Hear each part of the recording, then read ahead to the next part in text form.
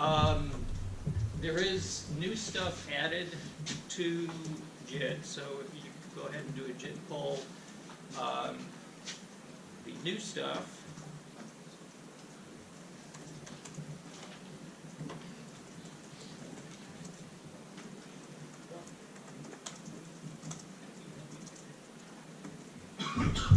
Okay, so it was pointed out to me that I didn't provide an example MATLAB program to that you could use to plot the distribution of ping round trip times.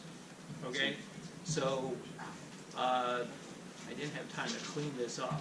All right, there's some things in here that we don't care about, but the program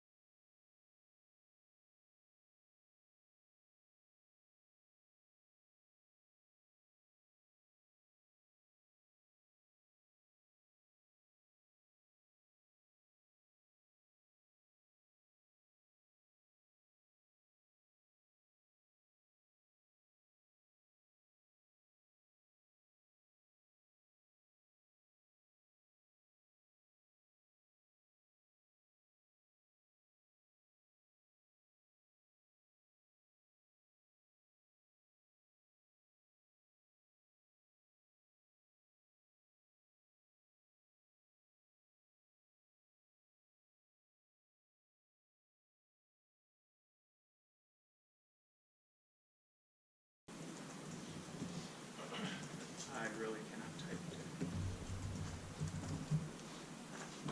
it. Okay, and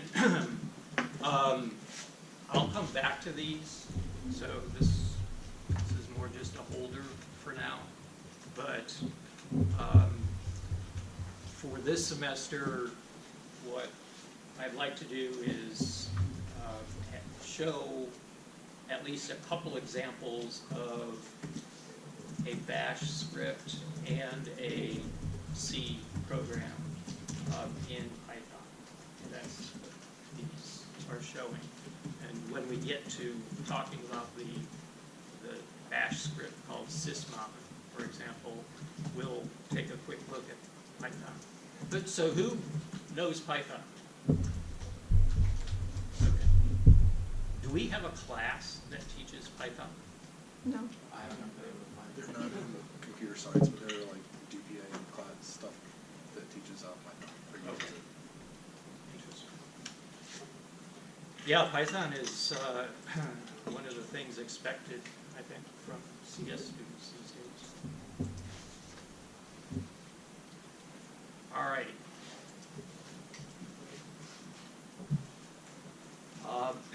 So let's jump right into it here.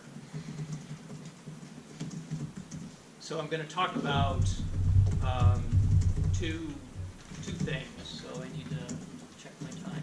So 10 minutes and 10 minutes. So the first 10 minutes will be what I call data communication 101. So I've mentioned this before. The book talks about networking from the top, applications down. So chapter 1 and chapter 2. Chapter 2 especially is applications. Does a pretty good job setting up the context using the internet. I'm going to sort of jump down a little bit here and talk about how computers really communicate. So this is at the lower layers. But I think it's helpful to hear this at this point, just so it gives you something that makes sense to some degree. All right, so imagine we have two computers and they're connected to a network, and that network allows those computers to interact. Okay, so the details of we'll actually simplify that further by saying we can take out the network, and let's just say that these are two computers that are directly connected through some physical medium. All right, so if a concrete example would be Wi-Fi. So we all have wireless on our laptops, and it's possible for us to put our laptops into a mode called ad hoc mode, where one laptop can talk directly to another laptop, and the physical medium would be the air. And so the wireless effectively means that the data, so let's say we do a ping, right? So that means that there's a block of data in the system. It's eventually going to be organized at the MAC or physical layer in what's called a frame. Okay, and so once that frame hits or is passed to the physical layer, that frame is nothing more than a bunch of ones and zeros. Okay, and the physical layer understands sort of the beginning of the frame and the end of the frame. Okay, but the object of this game here is the physical layer is going to encode those ones and zeros into changes in energy that will be sent out over the physical medium. And at the receive side, the receiver is going to receive that energy and knows how it was encoded on the other side, and will be able to convert the changes in energy into ones and zeros, recreating the frame, and then the data within the frame is moved up the stack. Eventually, if this is ping, we'll reach the IP layer on the receiving machine, and ping, basically it's a ping request, ping reply exchange. So, point number one is it's at the very core, how do computers communicate? It's physics. Okay? And the physical medium does make a difference in terms of how far the computers can be. So with Wi-Fi, it depends on if there's a clear line of sight between the two wireless stations. If there is, so which would be ideal conditions, Wi-Fi might, the distance between the transmitter and receiver could be on the order of half a mile. Okay? In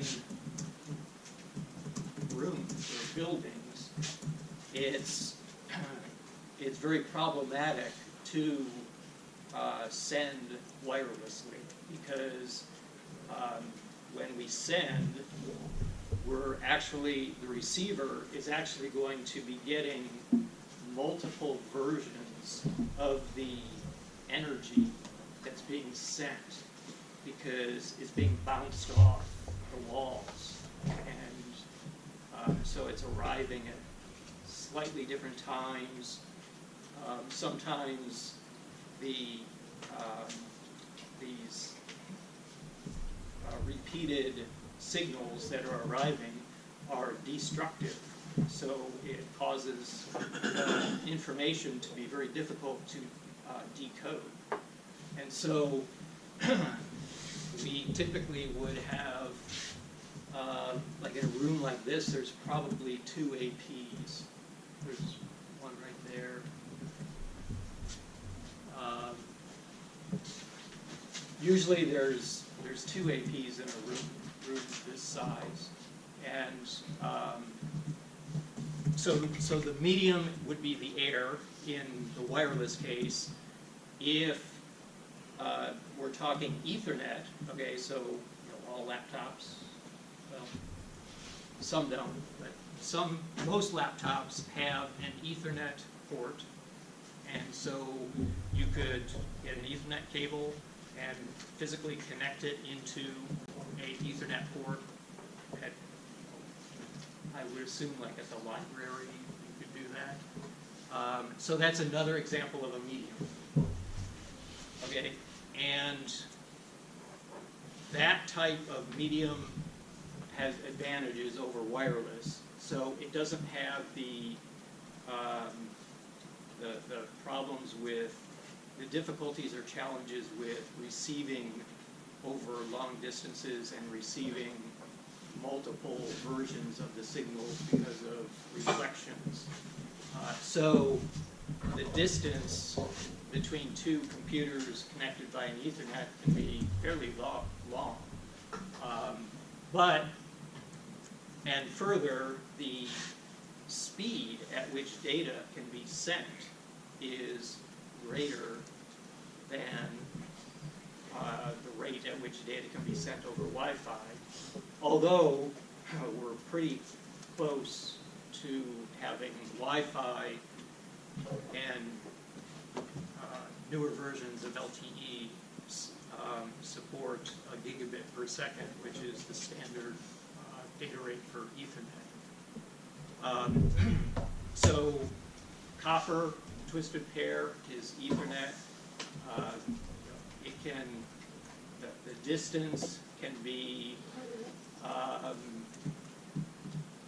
see, it's dictated again by physics because the signal, the energy is going to be dissipated over the cable. But typically it's within a building or within a campus is the length of a Ethernet. The other example of a medium would be glass. Okay, so this is fiber. So fiber has the best capabilities in terms of being used as a physical medium for transferring data.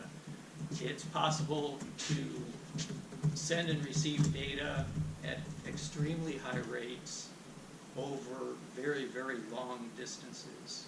So on the order of hundreds of miles. So there's, one can have a fiber going from the East Coast to the West Coast, typically would have a repeater at various points along that path because that's beyond the distance at which a fiber can go before the signal dissipates and bit errors and other artifacts occur. But fiber is good. All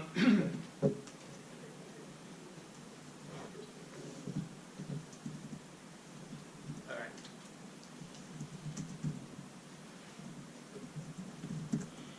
So this is basically demonstrating the, when I said the essence of how computers communicate is physics, it's changes in energy. There's different ways to do that, and it depends on the underlying physical medium as to how best to do that. But simplest example would be if you encode with a positive and negative voltage, right? So it's a straight 1-0 mapping. That would lead to low data rates typically because switching between basically going from positive to negative, there's sort of a cycle time required, and it's and you're only conveying one bit at a time.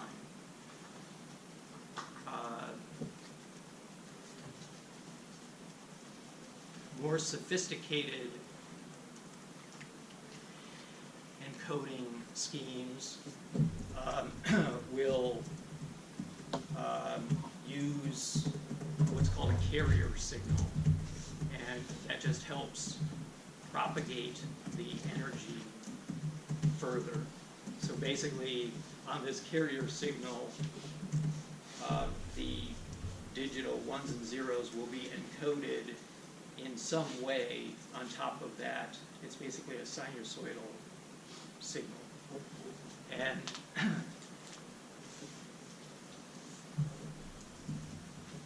so the specific name for encoding digital data onto a signal is modulation.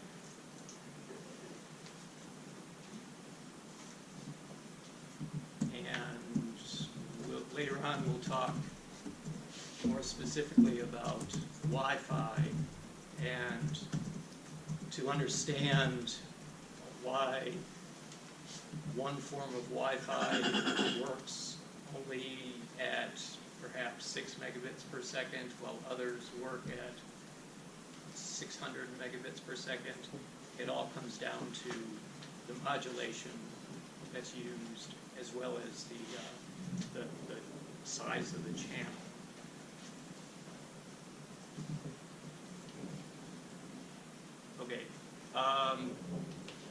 So there's a concept that we'll see multiple times in this semester when talking about networking. It's called multiplexing. And so basically we're allowing reuse of some resource. So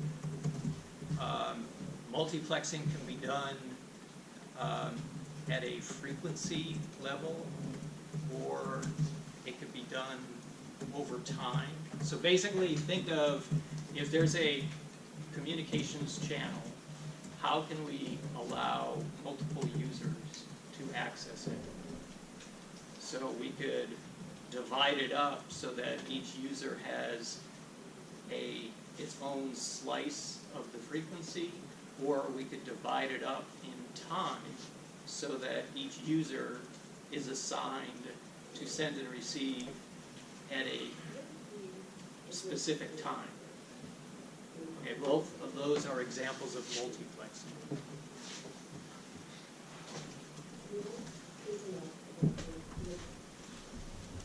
Okay, so the bottom line here is what we see in our applications from all of this here is the physical layer along with the MAC layer determines the data rates that our application can expect to see. So if the application is trying to send a whole bunch of data, it will, having an understanding of what the capabilities of the underlying physical channel might be, can be helpful. Also, if there are impairments in the physical medium, that can translate to bit errors, which then translates to packets being dropped. Okay, so it's possible for a sender to send a stream of data and a receiver to receive only a portion of the data. And that's very true in the internet. All right, so now I'm going to switch topics. Now that you're all experts in data communications, now you become experts in operating systems. All right, so I pointed you to that paper, Unix time sharing system, which really lays out Unix pretty well. Everything that is stated in that paper is more or less true. Unix has advanced quite a bit, but the underlying concepts are still the same as described in that paper. So I did some cutting and pasting from the paper. A process from a operating systems context represents the execution of a program, and here they call it an image. So a program is going to be instantiated, right? So that's what they're talking about when they say image.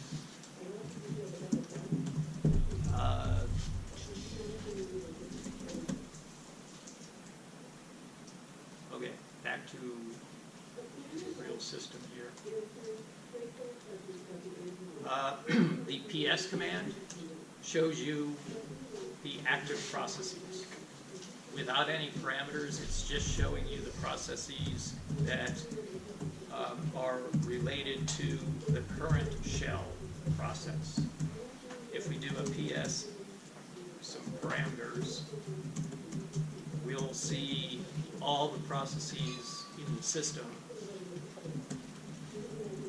And so this says that if we were to look here in depth at some of these, the vast majority are programs that have been started that are either a part of the operating system, and so they're always running, or they're things that we've configured our system to run. So for example, Python. Okay, so when we install Python, it's looks like this process with a process ID of 852. It is running a background process for handling updates to the system.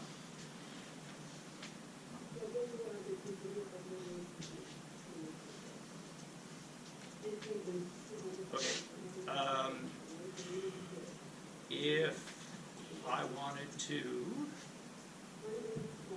find all the processes associated with my user ID, which is JJM on my VM,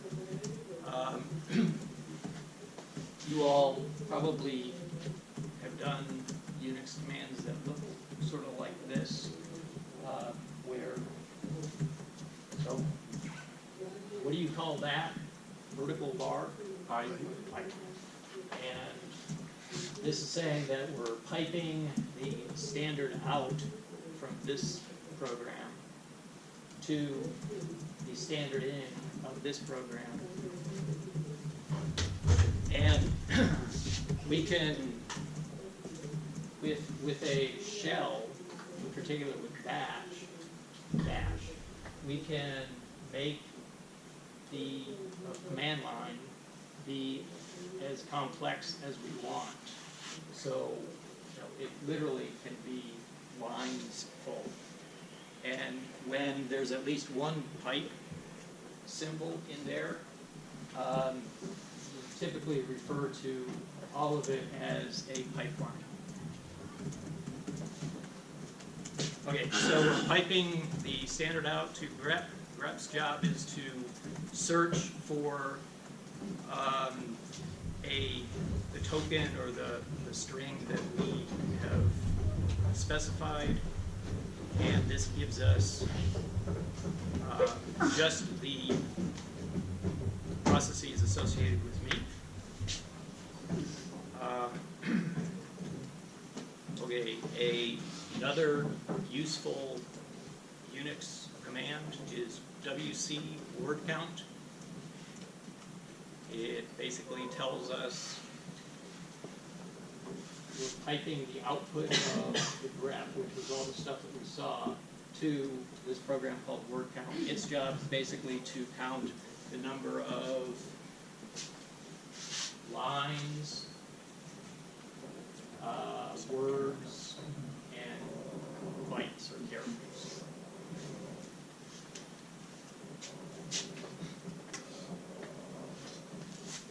All right. Oh,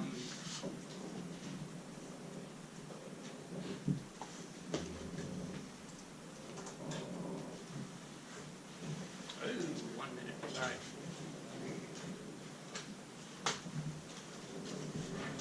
Okay, so we'll start out next time here.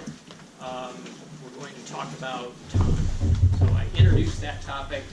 You know, obviously I'm really into time, okay, because it's sort of related to a research project that we're doing.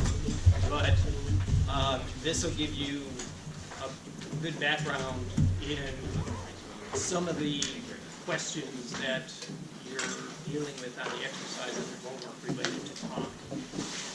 Okay, that's it.